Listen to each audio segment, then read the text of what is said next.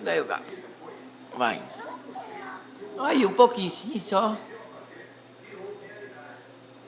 Aí, ó. Aí, ó. Aí, mamãe. Oh, meu Deus, que... Aí.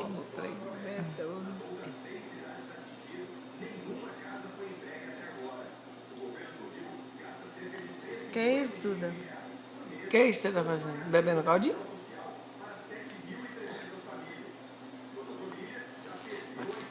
Isso.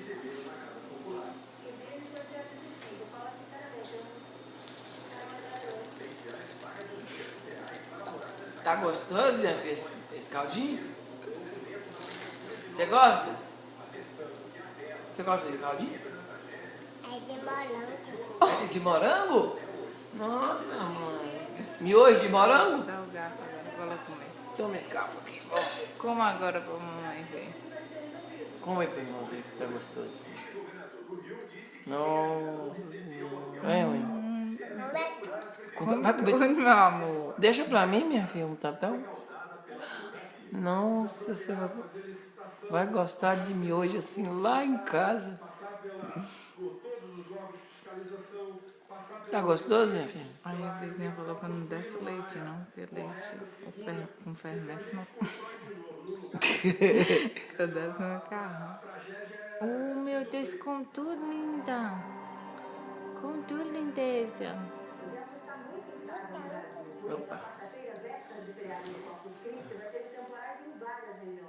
No sul, eles serão provocados por uma nova frente fria que vai avançar da Argentina. Deve chover bastante também em parte de Mato Grosso do Sul, de São Paulo, de Minas e do Rio de Janeiro. Ainda por causa dos ventos que estão saindo da Amazônia carregados de umidade. As pancadas serão intensas, porém de curta duração, do Amazonas ao Maranhão.